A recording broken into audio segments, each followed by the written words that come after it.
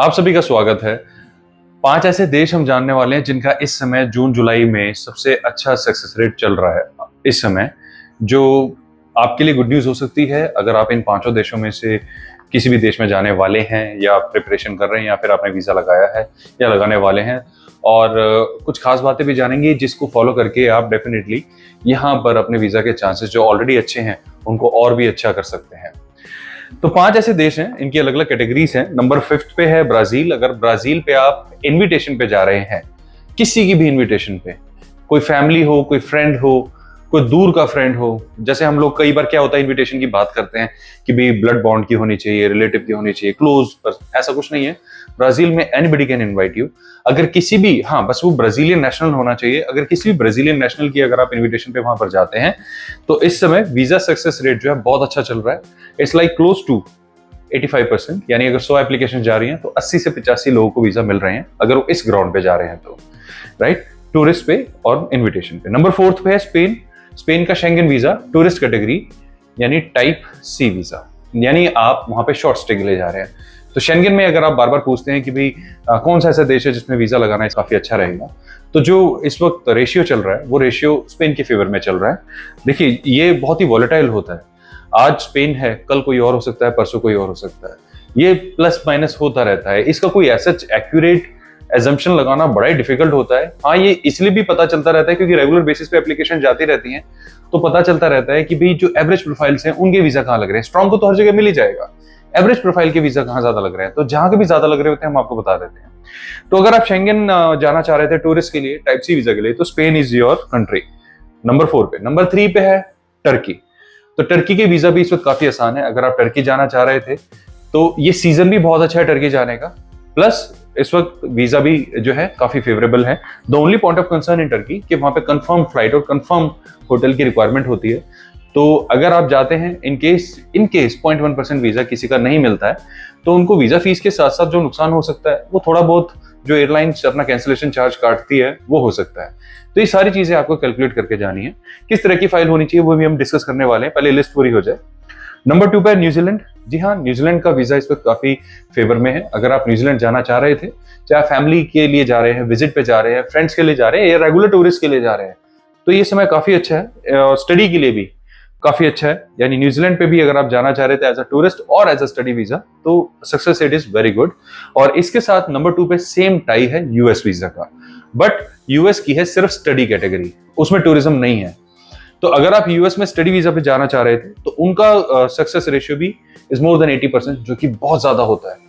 यानी अगर 100 एप्लीकेशन जा रहे हैं, like close to 80 are getting their study visa done. तो इट्स अ गुड अपॉर्चुनिटी अगर आप बाहर जाके स्टडी करना चाह रहे थे, अच्छा कैरियर बिल्ड करना चाह रहे थे, अच्छी एजुकेशन लेना चाह रहे थे यूएस के अंदर, तो ये आपके लिए काफी अच्छा समय हो सकता है। और नंबर 1 पे है कनाडा। आयरनिकली यस, कनाडा जिसका सबसे टफेस्ट वीजा माना जाता है, but only in those cases जिसमें आपका कनाडा में कोई ब्लड रिलेटिव रहता हो और वो आपको इनविटेशन भेज रहा हो, तो उसमें हमने देखा है success rate is more than 80%, which is astonishing considering the country of Canada. तो ये वो कंट्रीज हैं जिनके वीजा सक्सेस रेट अच्छा चल रहा है। तो कनाडा का जैसे हम कंप्लीट कर लेते हैं। कनाडा में मान लीजिए आपको कोई रिलेटिव रहता है, कोई फ्रेंड रहता है, तो उनसे इनविटेशन बुलाकर आप अगर वीजा लगाते हैं तो उसका रेशियो डिपेंड करता है आपकी प्रोफाइल पे। बहुत स्ट्रॉन्ग प्रोफाइल होनी चाहिए नेचुरली। बट अगर आपका कोई ब्लड बॉन्ड रहता है, वहां पे ब्लड रिलेटिव रहता है, यानी सगे भाई बहन, मम्मी पापा या आपके बच्चे भी बच्चे या इन लॉज को भी कई बार ब्लड बॉन्ड में काउंट कर लेते हैं। जैसे आपकी वाइफ है तो उनके भाई बहन या उनके मम्मी पापा, या आपके हस्बैंड है तो उनके भाई बहन उनके मम्मी पापा, ये जो सर्कल होता है, अगर इनमें से किसी का इन्विटेशन आता है तो इस वक्त जो वीजा रेशियो है Canada, it is very very high. तो ये सही समय है, बिल्कुल ठीक समय है अगर आप कनाडा के बारे में सोच रहे हैं और किसी इन्विटेशन पे जा रहे हैं जो ब्लड रिलेटिव है। अगर किसी फ्रेंड की या डिस्टेंट रिलेटिव की इन्विटेशन पे जाते हैं, जैसा मैंने भी बताया, उसमें सक्सेस रेशियो आपकी प्रोफाइल के हिसाब से होगा, उसमें आपको इस चीज का लेवरेज नहीं मिलेगा जो एक ब्लड बॉन्ड वाले केस को मिलता है। अब ठीक है, ये तो वो 5 देश हो गए और ये कैटेगरीज इनकी अलग अलग हो गई। तो इसमें सारी चीजों में ध्यान क्या है? सारी चीजों में अगर मैं आपको बताऊं ना, एक चीज बड़ी कॉमन है, वो है थोड़ी बहुत बेसिक ट्रैवल हिस्ट्री सभी की हो। थोड़ी बहुत ट्रैवल हिस्ट्री के ऊपर बड़े क्वेश्चंस आते हैं, क्यों क्यों क्यों। इसके ऊपर हमने कॉम्प्रिहेंसिव वीडियो भी बनाई थी, बट मैं शॉर्ट में आपको बता देता हूँ कि हल्का फुल्का अगर आपने ट्रैवल किया हुआ होता है तो अगली कंट्री को आपको वीजा देने में थोड़ी सी आसानी हो जाती है। यानी आप अगर किसी कंट्री में गए हैं और वहां पर जाके आपने ओवरस्टे नहीं लिया, वीजा कन्वर्ट नहीं कराया, वापस टाइम से आ गए, तो उसे एडवांटेज मिल जाता है दूसरी कंट्री को कि हाँ जी ये एक अच्छा पर्सन है, ये ट्रैवल रूल्स को फॉलो करता है, तो ये एडवांटेज हो जाता है। इसलिए ट्रैवल हिस्ट्री कई बार सेंस बनती है। इसके ऊपर पूरी कॉम्प्रिहेंसिव वीडियो अलग से बनी हुई है। अगर आप ट्रैवल हिस्ट्री को इन डेप्थ समझना चाहते हैं किस तरीके से एग्जैक्टली बनानी चाहिए, तो उसको इस वीडियो में अगर हम डिस्कस करेंगे तो बहुत लंबा हो जाएगा, तो उसको आप अलग से जाके चेकआउट कर सकते हो। उसका लिंक आपको डिस्क्रिप्शन में मिल जाएगा।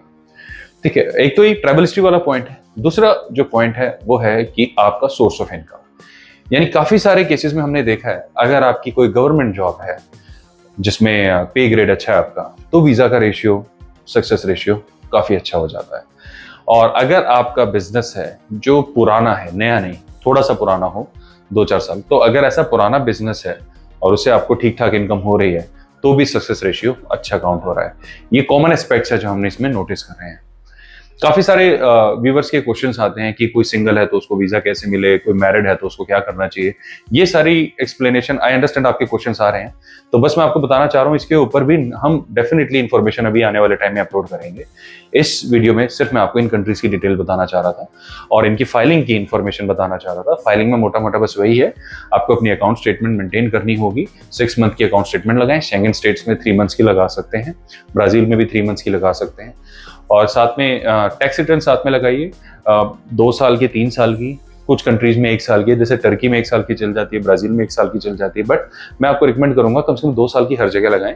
और कनाडा जैसी कंट्री में 3 साल की रिक्वायरमेंट होगी। उसके अलावा आपके जो सोर्स ऑफ इनकम हमने बताया, अगर आप जॉब कर रहे हैं तो एनएससी वगैरह है, बिजनेस कर रहे हैं, जीएसटी वगैरह, वो सब आपको पता ही है ऑलरेडी। इस वीडियो में हम डिस्कस करते रहते हैं इस चैनल पे। जो नए दर्शक हैं वो भी समझ गए होंगे। एनओसी मतलब हो गया जब आप कहीं पे काम कर रहे हैं और आप अपनी छुट्टी को बकायदा सैंक्शन करवा लेते हैं। और बिजनेस प्रूफ हो गया, अगर आप कोई बिजनेस करते हैं, उसका कोई ट्रेड लाइसेंस आपके पास है, कोई जीएसटी आपके पास है, उसकी कॉपी आप साथ में लगा सकते हैं एज अ प्रूफ कि मैं ये काम करता हूँ। राइट, उसमें आपको ये ध्यान रखना होगा आपकी करंट अकाउंट स्टेटमेंट भी साथ में अटैच होनी चाहिए। अगर आप बिजनेस करते हैं उससे आपको एडिशनल एडवांटेज मिलेगा। काफी सारे क्वेश्चंस फ्रीलांसर को लेके भी आ रहे हैं। ट्रस्ट में, फ्रीलांसर्स के लिए इतने वीजा वीक नहीं होते चांसेस जितने लोगों को लगता है। इसके ऊपर भी अलग से हम इंफॉर्मेशन अपलोड करेंगे, but we are just letting you know that we are working on it. और ट्रैवल इंश्योरेंस साथ में लें। कुछ कंट्रीज में मैंडेटरी है, जैसे शेंगन में इट्स एब्सोल्युटली मैंडेटरी। कुछ कंट्रीज में इसकी जरूरत नहीं है, जैसे टर्की में, या फिर आप समझ लीजिए इसमें कुछ कंट्रीज में हो सकता है इसकी जरूरत ना हो, जैसे ब्राजील में। बट फिर भी मैं आपको रिकमेंड करूंगा ट्रैवल इंश्योरेंस लेकर जाएं, मैंडेटरी हो या ना हो। ये इसके एडवांटेजेस काफी होते हैं। लगेज गुम हो जाए, फ्लाइट पीछे से कैंसिल हो जाए और आपको वहां पे रहना पड़ जाए, तो ऐसे में ट्रैवल इंश्योरेंस बड़ा काम आता है। भगवान ना करे किसी की तबीयत खराब हो जाए तो उसमें बहुत काम आता है। तो इसीलिए ट्रैवल इंश्योरेंस आपको हमेशा हेल्प ही करेगा। आप इसको साथ में जरूर लेकर जाएं। बस दैट्स ऑल। ये सारी फाइल हो गई। अपॉइंटमेंट वगैरह आपको बताइए कैसे लेना है। अदरवाइज कंट्री वाइज स्पेसिफिकली इस चैनल पे सारी ढेरों डिटेल्स है, जिसपे आप जाके पर्टिकुलर कंट्री का कैसे वीजा प्रोसेस खुद कर सकते हैं वो सारी जान जाएंगे। इन 5 देशों की इन्फॉर्मेशन मुझे उम्मीद है कि आपके लिए इस टाइम जून जुलाई 2023 के हिसाब से आपके लिए काफी हेल्पफुल और इंसाइटफुल रही होगी। और ऐसी रिलेवेंट इन्फॉर्मेशन के साथ बहुत जल्द फिर मिलेंगे। अपना समय देने के लिए धन्यवाद। Bye bye.